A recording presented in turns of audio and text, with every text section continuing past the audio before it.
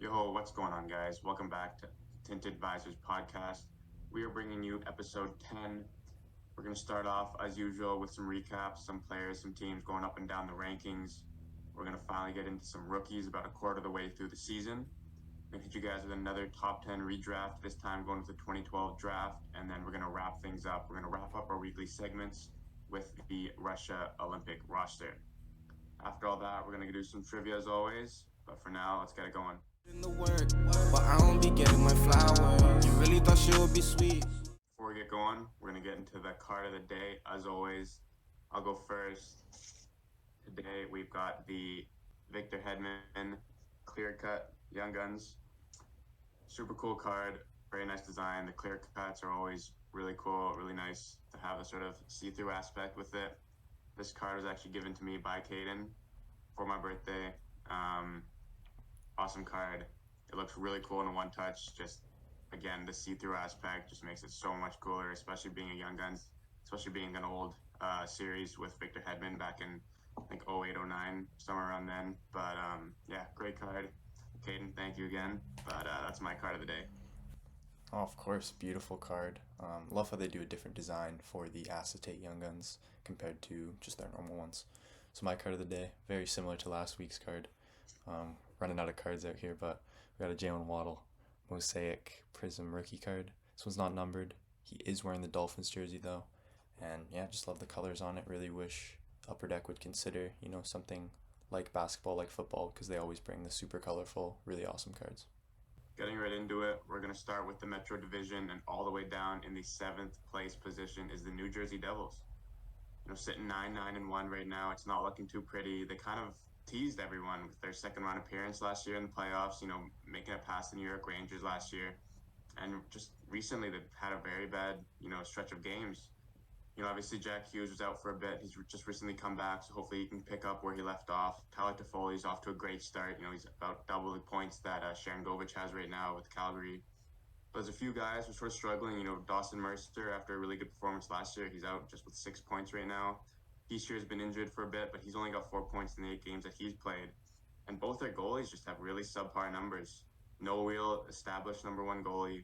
Something that they're going to need to figure out before the season keeps going and hopefully turn things around. And the Jack Hughes injury may have played into this 7th place in the Metro kind of slow start for the Devils, but now that he's back, they beat the Sabres yesterday at the time of this recording, and Heischer's also back. He came back, had a goal and an assist. So look for the Devils to kind of right the ship soon, and they should be well on their way to another playoff appearance. So just moving on here, going over to the Central Division, we have the St. Louis Blues. And last year's deadline, they were the big sellers, trading O'Reilly, trading Barbashev, and looking to kind of retool, maybe rebuild. But this year they've gotten off to a good start, currently holding a wildcard spot with a record of 10-8-1, led by Robert Thomas, 20 points in 19 games. And if they can keep this up, they could keep that wildcard spot, maybe squeak into the playoffs, but looking really good from the Blues to start the season. Yeah, like you said, Robert Thomas really leading the way, and it's a bunch of the big boys up there in the top of the standings with Buchnevich and Kyrou as well. But even their depth scoring is doing really well. Kevin Hayes, Kasperi Kapanen, they're potting in some goals, providing some second, third line scoring.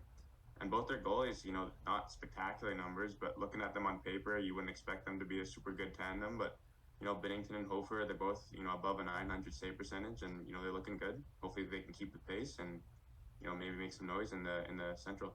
Yeah, we'll just head back to the Metro really quickly, and we'll go with the second place team, Philadelphia Flyers. Who knew, right? John Tortorella really leading the way. He came out and said he doesn't want to tank. He's not going to go for the first overall. He's going to go and play competitive, and that's what they're doing. A lot of people will look at it and see that they're overachieving, and that might be the case. But a lot of the young guys are really stepping up. Bobby Brink, Cam York. What really surprised me is Carter Hart's really gotten his game back. He's got a 911 save percentage and a 253 goals against average, which are really good numbers considering sort of the roster that he has in front of him. Sandheim's leading the way in points, kind of surprising, but good on him. Great start, and it's good to see Joel Farabee sort of get his game back. No rough season last season, but he's got a good stat line so far this season. And at the start of the year, when the Flyers were red hot, everyone kind of wrote them off and just wrote it off as a Tortorella conditioning. They're just ahead of the pack. It'll even out. But they're silencing the doubters, and they're continuing to win games, getting production from their guys, Travis Sanheim, like you said, on the blue line, having a really great year. Same thing with Sean Walker recently. He's on a hot streak, putting up points. And as long as they keep getting production from these D-men, when are the Flyers going to slow down? It is a long season, and we are only about 20 games in, but man, this team's fun to watch, and they're producing. Yeah, just wrapping up our team recaps here, we're going to go with the LA Kings in the Pacific Division. Currently in the 2 seed, sporting a 13-3-3 record. Really great start from the Kings, and at the time of this recording, they actually have yet to lose on the road. They're 9-0-0. And everyone knew that the Kings would be a playoff team, but this is a really great start for them. They're getting the depth scoring up and down the lineup. Everyone's producing. Trevor Moore is already in double digits for goals. And overall, this Kings team just looks really good.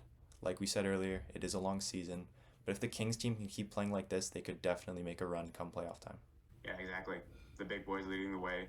One guy who's a little bit underperforming right now is Pierre-Luc Dubois, the big signing, the big trade in the offseason. Kind of expected, everyone going to a new environment to sort of have a slow start, so hopefully he can pick up the pace.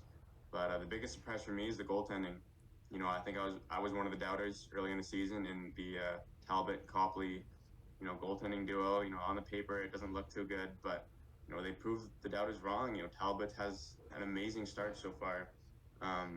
I thought really the goalies were going to let the team down. I thought that was going to be what was holding them back, and that's completely opposite of what the case is. Talbot, good on him. He's been bouncing around the past couple of years between teams, between starting and backup position, but I think he's really found his groove in Hollywood. And I think if it's something consistent that he can keep, I think he can carry them all the way to the playoffs. And let's just talk about some goalies around the league. A big part of some teams, obviously, the Oilers are really suffering from some poor goaltending right now, but Adin Hill of the Vegas Golden Knights came out of nowhere last year and backstopped that Vegas team to a cup. And going into this year, there were questions about, can he repeat that performance? Will he be splitting time with Logan Thompson? And they are on a pretty close split. I believe it's like a 60-40 split between their starts. But Adin Hill has been shutting the door off to a great start this year and proving all the doubters wrong and answering any questions that anyone may have had about his ability. Could have easily been, a one-hit wonder, got his cup and then just exited out the door, but he's kept up his game. He's got great numbers so far. Obviously, a great team ahead of and in front of him, but him and Thompson are forming one of the deadliest duos in the league right now. And then if you talk about another deadly duo, you could look over in the New York Rangers. Shesterkin's doing really well, but Jonathan Quick's got to be mentioned. He's been one of the bright spots of their season so far. He's got a great record. A couple shutouts already, really turning back the clock. And it's funny because that's the team that he beat in the finals a couple years ago, and now he's sort of backstopping them. Even when Shesterkin needs a night off, they have all the opportunity in the world to win the game with Quick in net. Aging like fine wine is Jonathan Quick. He looks great between the pipes, and if this Ranger squad couldn't get any better, of course Jonathan Quick had to come out of the woodwork and kind of show up, but we'll see how he performs for the rest of the year. Yeah, just speaking of recaps, we'll touch on the rookies and give a recap of them about, like I said, a quarter of the way through the season. And no surprise, Bedard's leading the way, and with very weak Chicago squad, being just under a point per game is very good for a young kid or a young rookie. It's kind of surprising that he hasn't really pulled away from the group as expected. With guys like Cooley and Minchikov just close behind him. I think he will keep the pace up. I think he will finish just under a point per game, maybe 75, 80 points in the season. But I don't think the gap is as big as everyone thought between first place and second place in the Calder race. I think the other guys are keeping it tight. And, I expect it to be a really fun race to watch. Everyone before the season kind of thought Bedard would be the runaway favorite for the Calder, but it is close, and it does get even closer with Blackhawks losing two big key veteran players, Corey Perry, away indefinitely from the team, and Taylor Hall done for the year. It'll be interesting to see how Bedard plays without these two veterans supporting him. I'm sure he'll be able to keep it up, just a headline to watch. Another rookie having a great year, Logan Cooley. Wasn't expected to sign with Arizona this year, but ended up signing his 3-year entry-level deal this offseason. He's playing well. 13 points in 20 games. One concern I do have about his game is the goals. He does only have 2 goals. I think he just needs to shoot the puck more, get a bit more confidence. But his playmaking ability looks great. Just needs to prove that he can score at this level. Yeah, like you said about his playmaking ability, I think they've formed, a pretty deadly power play unit in Arizona with guys like Clayton Keller and Nick Schmaltz, and those three forming a really nice trio. Moving on, like I said, Pavel Minchukov, just drafted 2 summers ago, so it's rare to see sort of a defenseman take that step that soon. But he's really shined with the roles that he has, and it's got to be great for your development when you have a guy like Kevin Fowler sort of mentoring you through the process. And I think he can keep up the pace and do really well on a Ducks team that's kind of overachieving, to be honest. And another guy, in Minnesota, obviously they're not doing too well as a team, but Marco Rossi's having a pretty good start, getting some top line minutes with Kaprizov and Matt Boldy. And it's good to see, after he sort of went down with some COVID issues and, a lot of time spent in the AHL, a lot of sort of doubters and, haters saying maybe he was a bust, but he's a former top 10 pick. And so far, he's doing really well. A little bit undersized, standing only at 5'9", but he's really performing, and he's proving those doubters wrong, and he certainly has the skill to kind of stick at the NHL level. It'll be very fun to watch him develop and turn into an even better player. So yeah, guys, that was just a few skaters. We're talking about a few rookie goalies right now. Two guys with something in common, and one guy who's underperforming, and I'd like to touch on is just sort of Joseph Woll, very good goaltender so far, very good start. Obviously shining in that backup role to Samsonov, and when Samsonov does get pulled, as a Tampa fan watching him get pulled, Joseph Woll comes in and he stands on his head, and that's the most you can ask for from a goalie, and he's done that on multiple occasions. Similar situation, Joel Hofer shining in that backup role to a guy like Jordan Binnington. Has been doing really well, but on the off nights, Joel Hofer can really step in there and do well. Two young guys shining in a backup role. Now, Devin Levi as the starting role, I think, it's pretty obvious that, giving the rookie goalie a backup role right out of the gate is beneficial. But to put him in the starting position right away, like Buffalo Sabres have, and just, with their defenseman, just letting him get shelled in net, I think it's not great for his numbers. It's not great for his confidence. I hope it's not going to affect his development down the line. But right now, Devin Levi has had a pretty bad start. And I think, they've gone from giving him pretty much every game to now splitting it pretty evenly with, Pekka Luukkonen. And I think that's good now that he's getting, less, games and sort of more, I guess, maybe shifting to the backup role. But I think they sort of overplayed him in the start. And I think it really showed how detrimental that could be because, these other rookie goalies in the backup spots, they're doing really well. And he, as the more hyped prospect, he did not shine as well as these other guys have. Yeah, and not only was Devin Levi hyped up a lot, the Buffalo Sabres as a team were heading into this season. A lot of people had them as a dark horse to kind of make a run in the playoffs. A lot of hype around them. Thompson, Dahlin, Levi. And he was kind of thrown into the fire, to be honest. And with a Sabre team that is underperforming, it's tough to watch Levi kind of get shelled. And I think they're doing a better job, sheltering him a bit more, splitting starts with Pekka Luukkonen. But I think they may have messed up. Still time to save it. I think Levi can still develop into an excellent goalie in this league. Yeah, just moving on from that, we're going to go into another top 10 redraft. Earlier we did a 2016 redraft. Now we're going to go to the 2012 draft. And just a few honorable mentions before we get into the top 10. Freddie Anderson, great goaltender, just, plagued by injuries recently. Tomas Hertl just misses out. Same with Tom Wilson. Chandler Stevenson's just on the outside, and Brady Shea. Yeah, no, a lot of proven NHLers in this draft. But we'll kick it off. At number 10, we have Shane Gostisbehere. Been a defenseman in the league for a while now. Great offensive mind. Kind of lacks a bit on the defensive end, but the offense does make up for it. Currently with the Red Wings, had a good start to the year. Kind of cooled off a bit along with that whole Red Wings team. But yeah, Shane Gostisbehere at 10. Yeah, bounced around a bit, but he's always had the offense no matter where he was. Going to number 9, a little more of the defensive side, we're going with Jacob Trouba. He was a top 10 pick back in the actual draft, and he knows how to throw his weight around. Captain of the New York Rangers. What more can you ask? He's shown that he can be a really solid defenseman. Got a lot of haters out there, but, he proves them wrong. Like I said, throws his body around, performs well. Got him at number 9. Moving on to number 8. It is a bit hard to kind of rank goalies here, especially with career-wise, but we're going at 8, Linus Ullmark. Has had his best seasons recently, has been a solid goalie in the league for his whole career, but when he signed with the Bruins, he really turned it on. Historic year last year for him, really shut the door for that Bruins team, winning the Vezina. Looked great. Hasn't looked as good this year, still an elite goalie. Don't have him higher just because of the longevity of his career. He's only really been this good for one season, maybe call it 2. But yeah, Linus Ullmark will fall at 8. Yeah, great goalie. And the fact that there's 2 more ahead of him in this draft just shows how stacked of a draft this was for goaltenders. But going to number 7, a really consistent guy. We're going to go out in Carolina with Teuvo Teravainen. He's always going to guarantee you about 50, 60 points. He's a great line mate for a guy like Sebastian Aho on your first line. Can even play, second line minutes. But like I said, he's a consistent guy, can score, can pass, can do it all really. Taylor Teravainen, we got him at number 7. So coming in at number 6, another Boston Bruins player, we actually have Hampus Lindholm. Bruins acquired him a few years back, just a very solid top 4 D-man.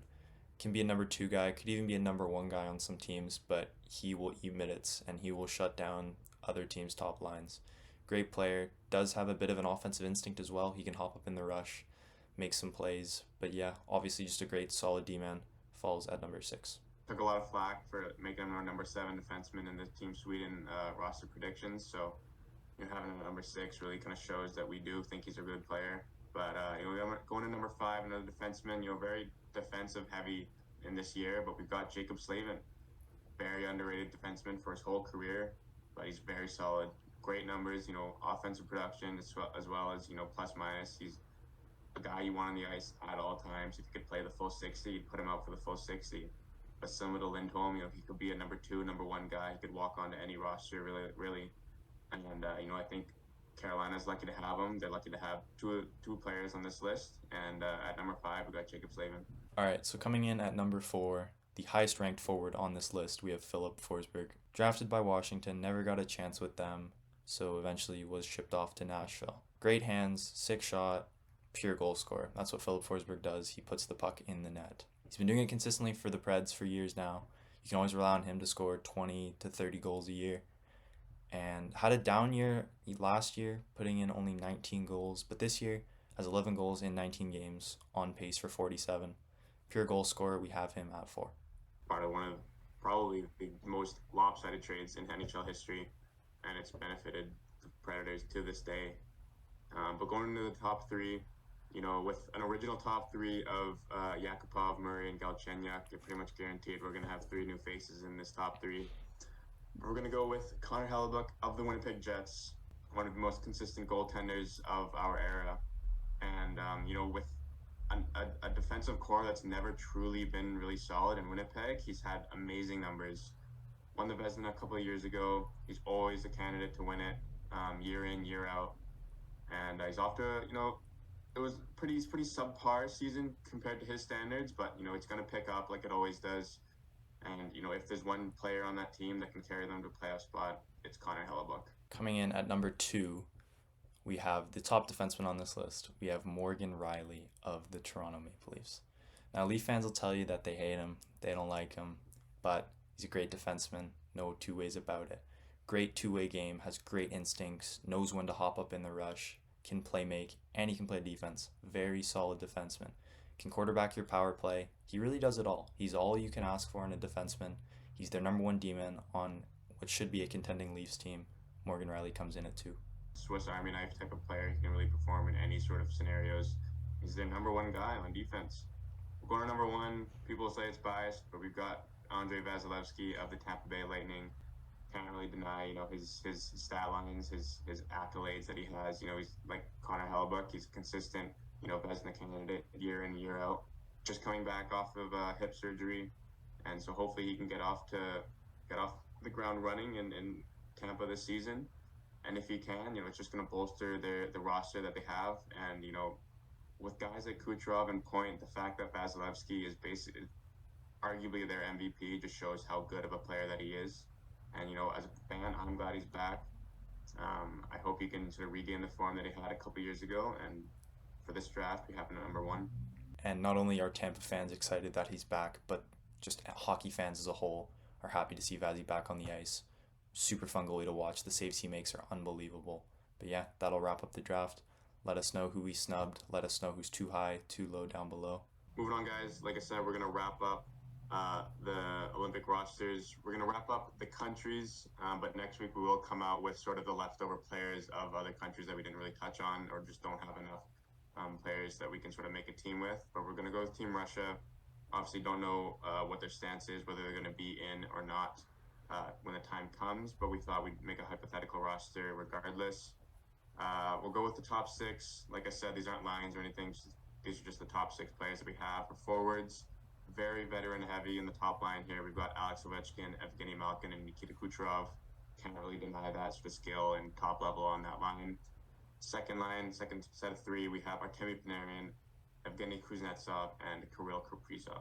That's an elite top 6, up there with the very best. Now the bottom 6 is where stuff gets a bit interesting. Russia does lack some center depth, pretty majorly.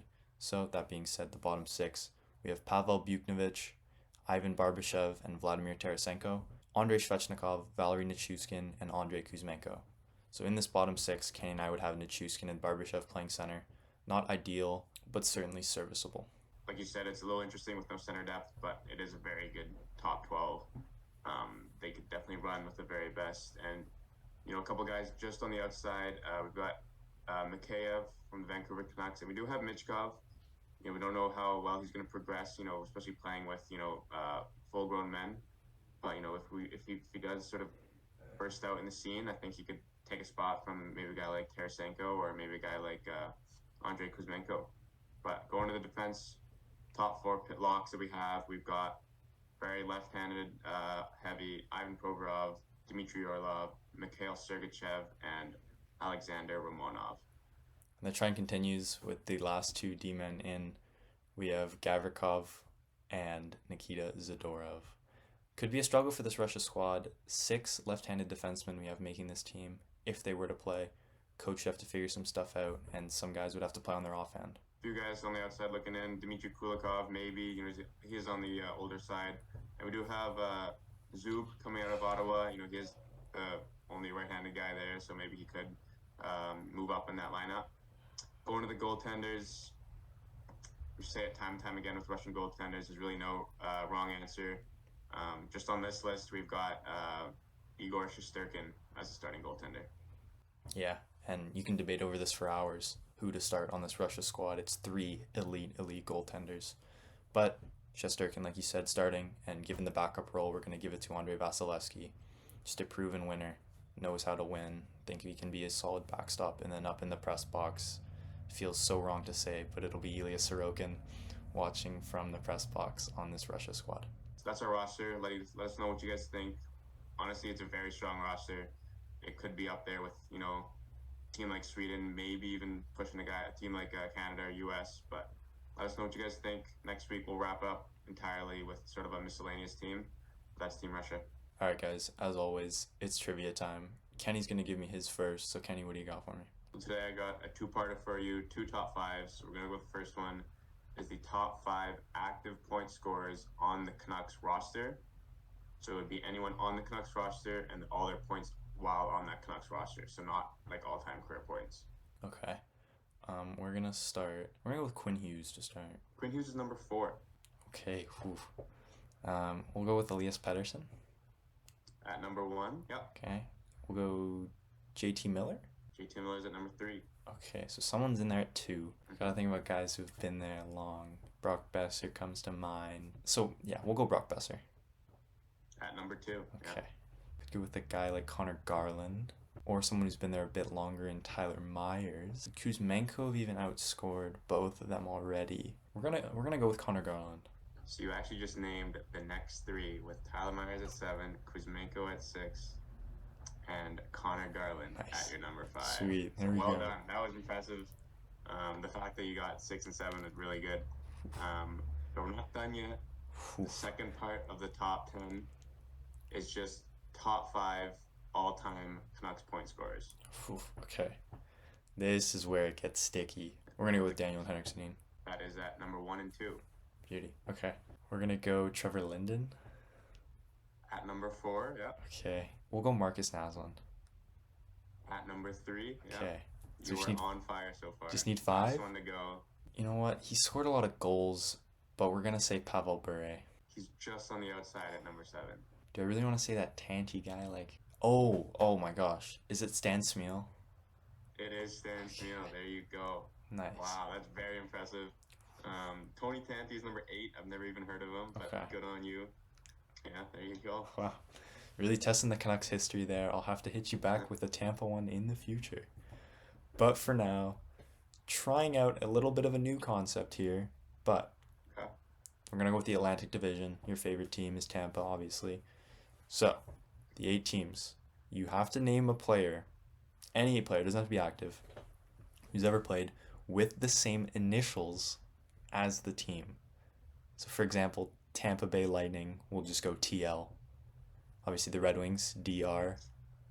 And yeah, you just got to go through the division. That's 8 teams. A little bit different. See how you do. Let's go. Boston Bruins. So it would have to be BB. Yeah. The first person that comes to mind is Bruce Boudreau. I have no idea if he played for them or not. No, it doesn't have to play for them. It can be any player all time. Oh.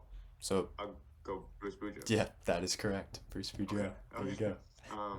Buffalo Sabres BS. We'll go Braden Chen. We'll go Braden Chen. There you go. Braden Chen. The next team is Detroit. You have Detroit, yeah. So DR. We'll go Darren Radish. Okay, Darren Radish. Tampa Boy. TL. Trevor Linden. Yeah, TL. Trevor Tampa. Linden.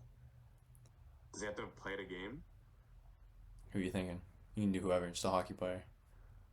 Tyler Madden. Sure. We'll count it. Okay. Former Canucks prospect. Montreal MC. Matthew Coronado. Yeah, that'll play. MC. There you go. Oh, Oscar Sundqvist. There you go. Okay. Yeah, OS. And then FP, I'm actually struggling to find someone with FP. Pick a random team. We'll make that the 8th team. Okay. We'll go with the New Jersey Devils. We'll go ND. ND. No Dobson. Oh, there you go. So That was fun. That was cool. That was interesting. definitely different. A little bit of a challenge, but yeah, no, did really well. All right. Next one I got for you. I think one of the very first ones I did for you was name the past 10 second overall picks. We're gonna go a little harder. We're gonna go with the past 10 third overall picks. Oh no. A little interesting here. So I'll give you 3 lives. Mm-hmm. But if you can name a third overall pick outside of the last 10, you can replace it for one that you struggle with later. Okay. So to start, we'll go with Adam Fantilli last year. I don't know. Wait, we just did 2012. I'm gonna use that freebie just for now. Little bit of a cheap one, but we did just talk about the 2012 draft. Okay. We'll go Alex Galchenyuk. Okay, so you got one in the bank. There we go. Okay. Dylan Strome's in there somewhere. Yep, 2015. There you go. That's 2. Oh, we'll go Kirby Doc is in there. It's not 2022, 2019, yeah, but there's yeah, 3. okay. Yeah. Logan Cooley went 3. Yeah, Okay. that's 4, correct, yeah. Let's go Miro Heiskanen. 2017, yeah. I'm gonna say Leon Draisaitl went 3rd overall. In 2014, yeah, that's 6. I'll say Jesse Puljujarvi. He did go 4th overall. Pierre-Luc Dubois. 2016, 3rd overall pick. Tim Stützle. It's 2020. Jesperi Kotkaniemi. There you go. Okay. 3rd overall, 2018. Mason McTavish. There you go. Yeah. That was hard. That's the last 10, last 2012. So you got 11 in 2 lives. That's pretty good. Wow. Okay. All right, Kenny. So last trivia question for you today. It's going to be, can you name the last 10 Conn Smythe winners? So not the last 10 years, but the last 10 different winners for the Conn Smythe. Bo Mark Desault. Marchessault's correct. There you go. Cale Makar before that. There you go, 2022. I don't know the order, but Hedman and Vazzy were before that. Hedman 2020, Vazzy 2021. Ryan O'Reilly was 2019. Ryan O'Reilly. Alex Ovechkin was 2018. Alex Ovechkin, 6 for 6. Sydney was both 16 and 17. Oh my gosh, he's on fire. There you go. Duncan Keith was 2015. Duncan Keith, there you go. Okay. 2014 was Justin Williams. Justin Williams is correct. You can have him in 2014. You're 9 for 9. Next, need one more. Need one more. It's Chicago. It's one of the 2.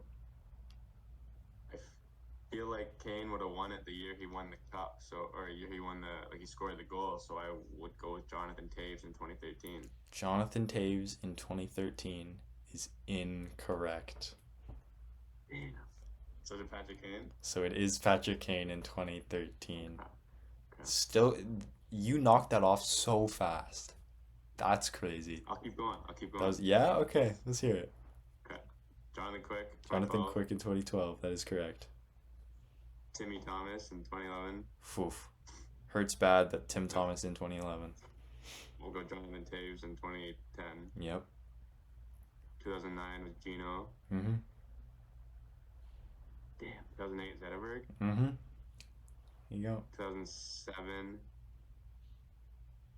Damn. Anaheim, Niedermeyer. Yeah. 2006. Was it? Oh, Cam Ward. Cam Ward is correct.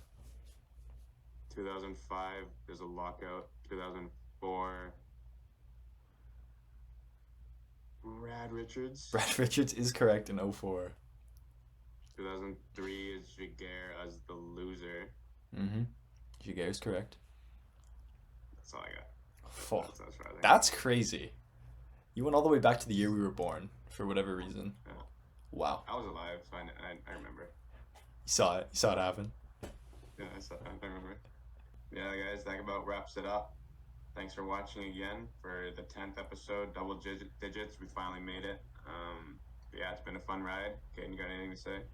No, episode 10, like you said, it's gone by fast. Got a lot more coming for you guys. But that'll be all for today. Take care, guys. Put in the work, but I don't be getting my flowers. You really thought she would be sweet? It's a whole nother level of sour. 100 bad men, no